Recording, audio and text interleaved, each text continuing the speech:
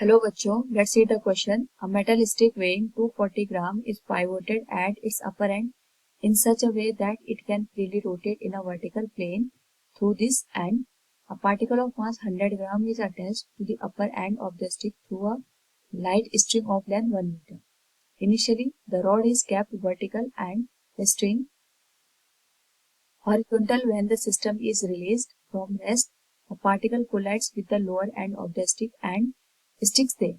Find the maximum angle through which the stick will rise. Now, to answer this question, first we will discuss here the key concept.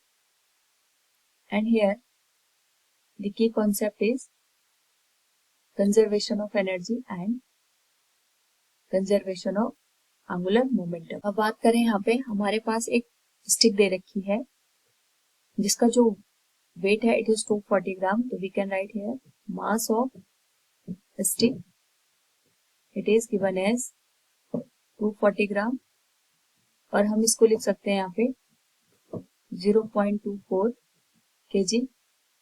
दूसरा हमारे पास एक string से attach particle है. तो अगर हम मास of particle की बात करेंगे इट इज 100 ग्राम जिसको हम लिख सकते हैं यहाँ पे 0.1 kg. और जो हमारे पास लेंथ ऑफ स्ट्रिंग है it is given as 1 metre. तो जब हम यहाँ पे इस पार्टिकल को रिलीज करते हैं उस केस में यहाँ पे ये जो स्टिक दे रखी है इसके बॉटम एंड पे जाके ये अटैच्ड हो जाती है. तो जो हमारे पास स्ट्रिंग है ये 1 मीटर की दे रखी है. इसका मतलब यहाँ पे ये हो गया जब ये पार्टिकल इसके साथ अटैच्ड हो जाता है यहाँ पे तो तभी पॉसिबल है जब हमारे पास जो स्टिक है उसकी लेंथ भी 1 मीटर है. तो ये इस तरीके से एक यहाँ पे डिस्टेंस कवर करता है या रोटेशन करते हुए इसके साथ यहाँ पे अटैच्ड हो जाता है. नाउ सबसे पहले हम यहाँ पे ये देखेंगे कि जो हमारे पास ये पार्टिकल है ये इसके साथ अटैच होता है. उस केस में इसकी जो एंगुलर वेलोसिटी होगी वो कितनी होगी बिफोर दी जस्ट जब ये इसके साथ यहाँ पे कोलिजन करता है. So to find out this we will use here the conservation of energy. और हम यहाँ पे कंजर्वेशन ऑफ एनर्जी का यूज क्यों कर रहे हैं we will first understand that जब हमारे पास यहाँ पे जो स्ट्रिंग दे रखी है इसकी पोजीशन हॉरिजॉन्टल है विद रिस्पेक्ट टू अगर हम यहाँ पे बात करें स्टिक के तो इसको हम एक तरीके से ये मानते हैं ये हमारा ग्राउंड है. ग्राउंड पे हमने स्टिक को रखा है. इससे यहाँ पे जो पार्टिकल है ये हाइट पे सिचुएटेड है. हाइट पे सिचुएटेड होने की वजह से इसके पास यहाँ पे पोटेंशियल एनर्जी होगी और जब ये यहाँ पे इसके साथ कोलाइड करेगा उस केस में ये एक तरीके से ग्राउंड पे आ रहा है. ग्राउंड पे इस पार्टिकल की जो काइनेटिक एनर्जी होगी वो मैक्सिमम होगी लेकिन पोटेंशियल एनर्जी 0 होगी. यानी हमारे पास यहाँ पे जो टोटल एनर्जी है potential energy that is converting into kinetic energy. और इसी से हम यहाँ पे एंगुलर वेलोसिटी फाइंड आउट करेंगे पार्टिकल की. So we will write here जितना पोटेंशियल एनर्जी में चेंज आया उतना ही चेंज यहाँ पे काइनेटिक एनर्जी में भी आएगा. और पोटेंशियल एनर्जी में जो चेंज है we can write here mass of particle g into height of the particle. It will be kinetic energy of the particle. It will be 1/2 I into omega square. क्योंकि जो particle है वो एक यहाँ पे कर्व को cover कर रहे हैं रोटेट कर रहे एक तरीके से. We will write here 1/2 I into omega square और further we can write it mp into g into h. Height इसकी 1 मीटर होगी. 1/2 I इसको हम लिख सकते हैं mp into r square. Moment of inertia हो जाएगा पार्टिकल का इनटू ओमेगा स्क्वायर. तो ये हमारे पास जो स्ट्रिंग की लेंथ है वो 1 मीटर है. सो आर की वैल्यू 1 हो जाएगी. यहाँ पे एमपी से एमपी कैंसिल हो जाएगा और यहाँ से जो ओमेगा की वैल्यू है we can write here it will be √2 into g. इसको हम इक्वेशन फर्स्ट का नाम दे देंगे. नाउ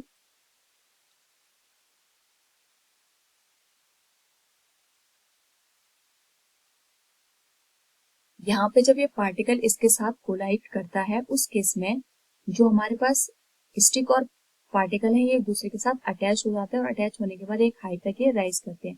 इसका मतलब ये हो गया कि यहाँ पे जो पार्टिकल इसके साथ यहाँ पे कोलाइड करता है उस टाइम पे और कोलाइड होने के बाद इनके जो एंगुलर वेलोसिटी होगी वो तो डिफरेंट होगी बट जो टोटल एंगुलर मोमेंटम होगा वो यहाँ पे सेम रहेगा. तो यहाँ पे कोलिजन के बाद एंगुलर वेलोसिटी कितनी होगी उसको फाइंड आउट करने के लिए we will use here conservation of angular momentum, क्योंकि यहाँ पे एंगुलर इम्पल्स हो रहा है, so we will use here conservation of angular momentum. और हम ये कंजर्वेशन ऑफ एंगुलर मोमेंटम क्यों निकाल रहे हैं, ताकि हमें यहाँ पे कोलिजन के बाद दोनों एक दूसरे के साथ स्टिक हो जाते हैं, स्टिक होने की वजह से दोनों की जो फाइनल एंगुलर वेलोसिटी होगी वो सेम होगी, उसको फाइंड आउट करने के लिए we will use here conservation of angular momentum. और इसको हम लिख सकते हैं Li will be equal to Lf before and after the collision. Now अगर हम यहाँ पे Li की बात करें यानी बिफोर द कोलिजन जो एंगुलर मोमेंटम होगा, इसमें एक तो पार्टिकल का एंगुलर मोमेंटम आएगा, दूसरा स्टिक का एंगुलर मोमेंटम आएगा बिफोर द कोलिजन। तो जो स्टिक है वो तो स्टार्टिंग में रेस्ट की कंडीशन में है, लेकिन जो पार्टिकल है इसका angular momentum we can write here r p sine theta, and we can write r p को हम लिख सकते हैं एम इंटू वी को हम लिख सकते हैं यहाँ पे आर इंटू ओमेगा।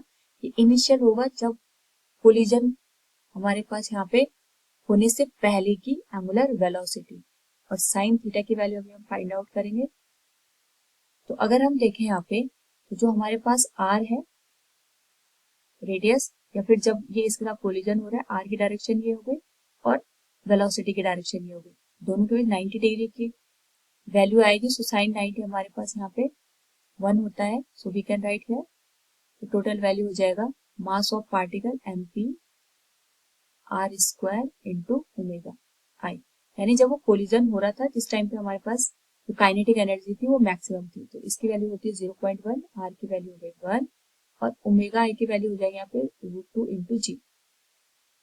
ये उस कंडीशन की बात करें जब ये जस्ट कोलिजन हो रहा था बिफोर द कोलिजन के बाद, तो इट विल बी 0.1 इंटू √2 जी। हमारे पास बनेगी इक्वेशन नंबर 2।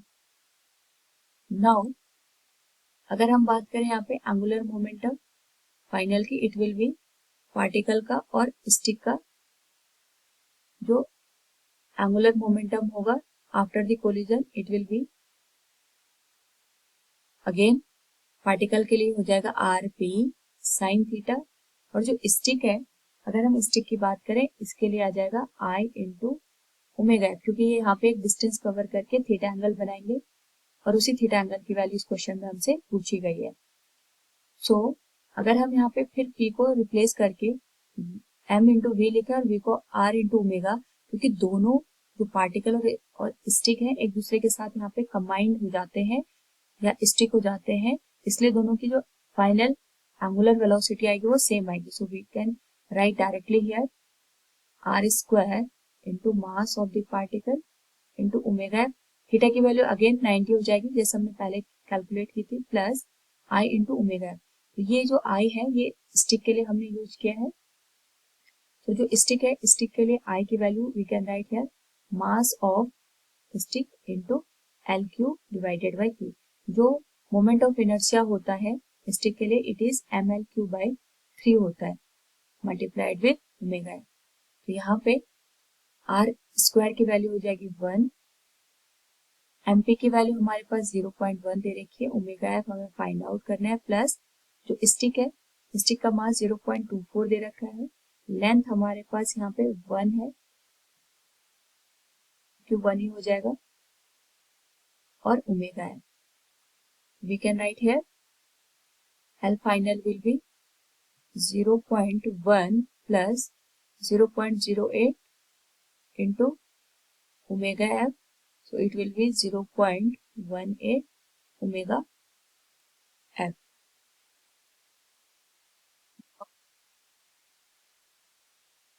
अगर हम यहाँ पे Li को Lf के बराबर कर दें तो it will be 0.1 into 2 into g will be equal to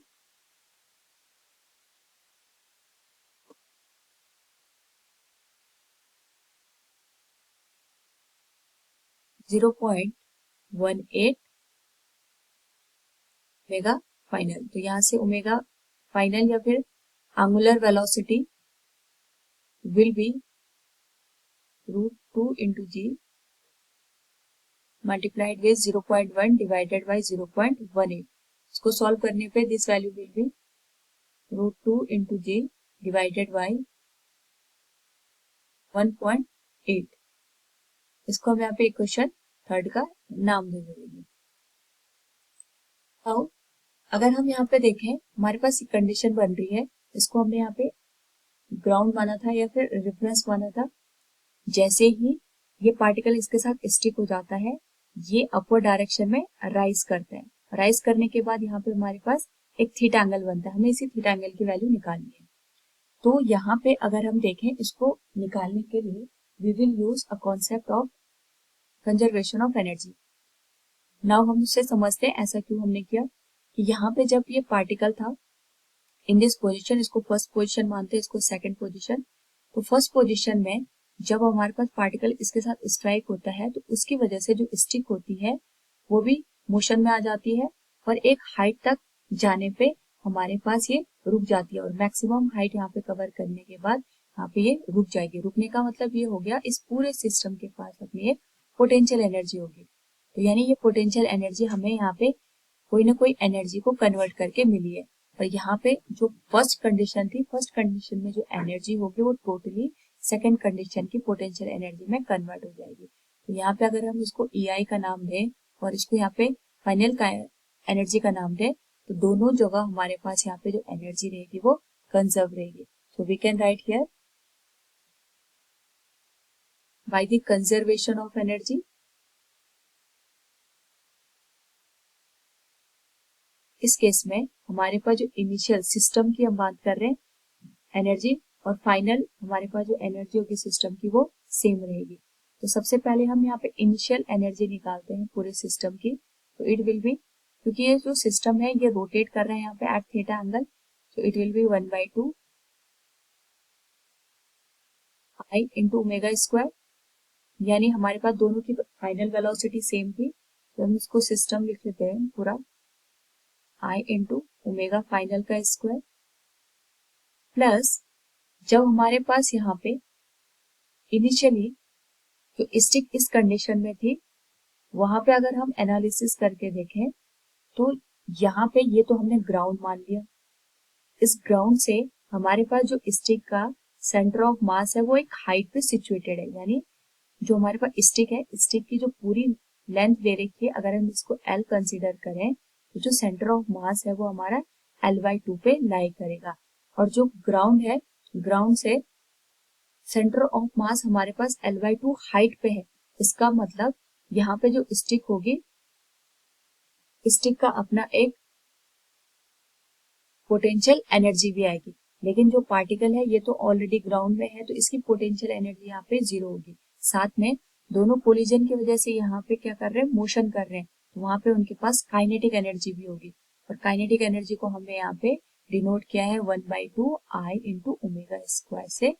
so we can write here जो यहाँ पे पोटेंशियल एनर्जी आएगी it will be of the stick, और इसको हम लिखेंगे mass of stick into G into height of the centre of mass of the stick. यानी जो स्टिक का सेंटर ऑफ मास है वो ग्राउंड से कितनी डिस्टेंस पे है उसकी वैल्यू को हम यहाँ पुट कर देंगे, and it is at L/.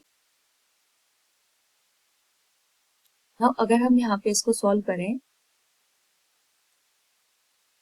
It will be EI equals 1/2. System हमारे पास यहाँ पे एक तो पार्टिकल है, तो पार्टिकल का मोमेंट ऑफ इनर्जी आ जाएगा mp into r square, plus जो हमारे पास स्टिक है, स्टिक के लिए अगर हम मोमेंट ऑफ इनर्शिया की बात करेंगे it will be mass of stick into L³ divided by 3, and this whole value will be multiplied with angular velocity omega square plus mass of stick. अगर हम बात करें यहाँ पे it is 0.24 into G. L की value हमें दे रखी है 1/2. अगर वैल्यू पुट करें यहाँ पे it will B 1/2.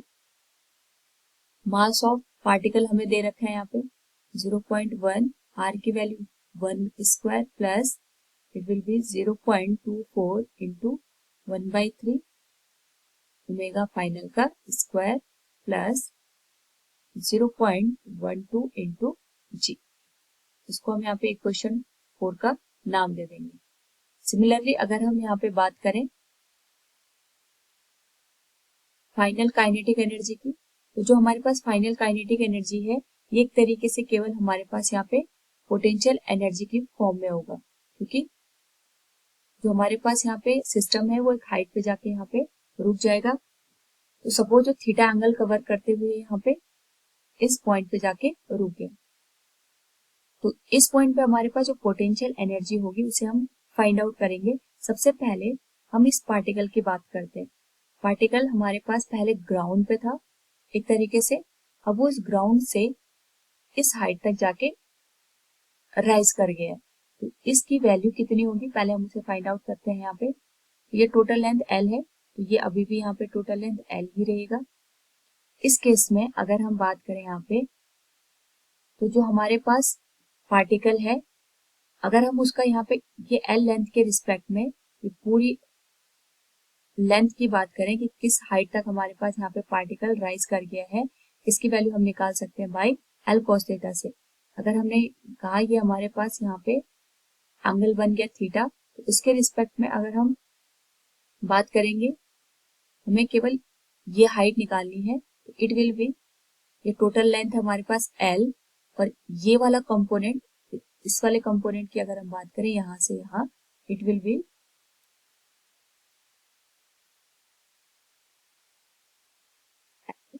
cos theta. अगर हम इसका कंपोनेंट ले लें इधर, इट विल बी पूरा का पूरा L cos थीटा।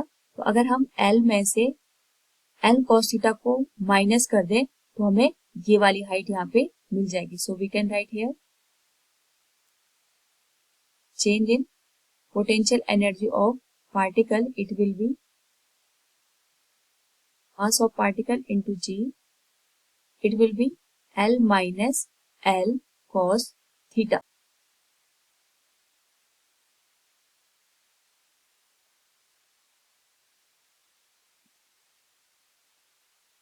नाउ अगर हम बात करें यहाँ पे potential energy of the stick, जो हमारे पास पहले हमने कंडीशन देखी थी, जब हमारे पास स्टिक इस कंडीशन में थी तो हमने इसको ग्राउंड कंसिडर किया था। उस केस में जो सेंटर ऑफ मास था ये L/2 हाइट पे हमारा लाई कर रहा था, ये हमारा L/2 हाइट हो गई। इसको अगेन हम ड्रॉ कर देते हैं। तो इस केस में हमारे पास जो पोटेंशियल एनर्जी थी इट वाज mg L/2, लेकिन जब हम इसको थीटा एंगल से शिफ्ट कर देंगे उस केस में हमारे पास जो सेंटर ऑफ मास है वो भी एक तरीके से शिफ्ट हो जाएगा यहाँ पे।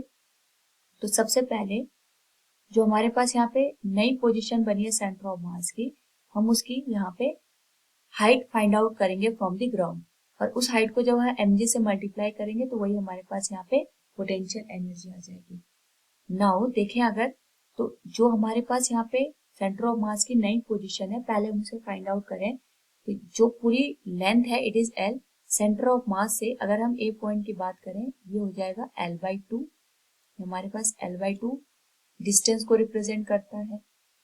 नाउ अगर हम इस L/2 का ये जो हमने यहाँ पे पोर्शन लिया है इसका कोफिशिएंट देखें ऑन द स्टिक, तो ये हमारे पास बनेगा यहाँ पे ये पूरा, अगर हम इसको इस तरीके से ड्रॉ करें इट इज L/2, ये हमारे पास पूरा L/2 है, और ये जो कोफिशिएंट बनेगा यहाँ पे इस हाइट का it will B L/2 cos theta. तो अगर हम L/2 में से L/2 cos थीटा को सब्ट्रैक्ट कर देंगे तो ये जो सब्ट्रैक्शन करके नई वैल्यू मिली है that is L/2 minus L/2 cos theta, ये हमें ये बताएगा कि जो सेंटर ऑफ मास है वो किस हाइट से यहाँ पे शिफ्ट हुआ है। तो ये पोजीशन हमारे पास बन गई L/2 माइनस L/2 cos थीटा, एंड वी नो दैट ये जो हाइट है इट इज L/2।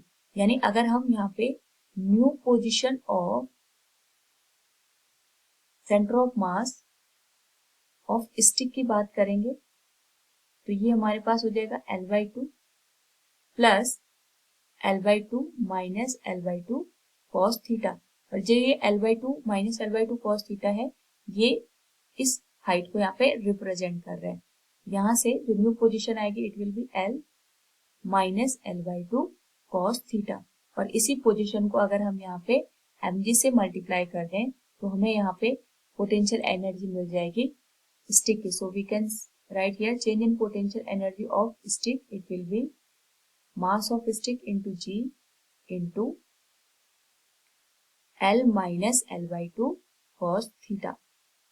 तो अगर हम टोटल यहाँ पे एनर्जी देखेंगे after the displacement it will be mp into g into L 1 minus cos theta plus ms into g into L/2.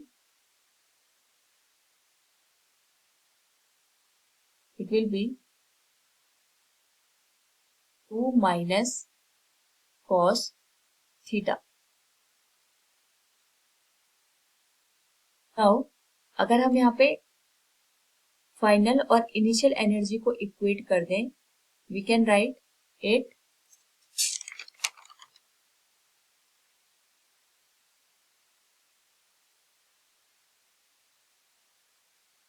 1/2 into 2.1 into r square हमने लिया था mp/r square plus 0.24 into 1 divided by 3.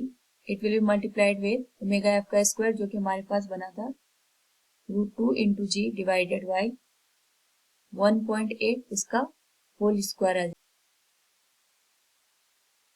Plus 0.12 into g equals mp into g into L 1 minus cos theta और ये हो जाएगा plus ms into g into इसको हम लिख सकते हैं L/2 into 2 minus cos theta. Now अगर हम यहाँ पे वैल्यू पुट करते हैं it will B 1/2 into 0.1 plus 0.08 multiply करके हो जाएगा 2 into g divided by 1.8 into 1.8 plus 0.12 into g equals to mass of particle दे रखा है 0.1 g into 1 minus cos theta और ये हो जाएगा 0.24 into g 1/2 2 minus cos theta.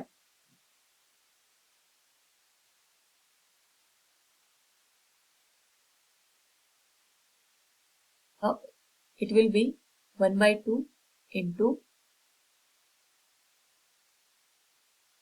0.18 into 2 into g divided by 1.8 into 1.8 equals 0.12 g. यहाँ पे multiply करके ये वैल्यू कैंसिल आउट हो जाएगी तो थोड़ा अगर हम इसको यहाँ पे सिंप्लीफाई करें इट विल बी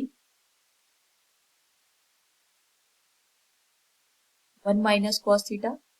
इसको हमने रीअरेंज करा है यहाँ पे it will become 0.1 into g plus 0.12 into g. अब सारी टर्म में से हम g कैंसिल आउट करेंगे so this value will B 1/18 equals 1 minus cos theta multiplied with 0.1 plus 0.12 so it will be cos theta equal 0.747 और अगर हम यहाँ पे थीटा की वैल्यू लिखें it will B cos inverse 0.747 approx करके इसकी वैल्यू हो जाएगी 41.62 degree. It will be the final answer. यानी हमारे पास जब ये बॉल स्टिक होके तो एंगुलर डिस्प्लेसमेंट देगी तो यहाँ पे इसका एंगल बनेगा 41.62 degree. Hope all you understood it. Thank you and best of luck.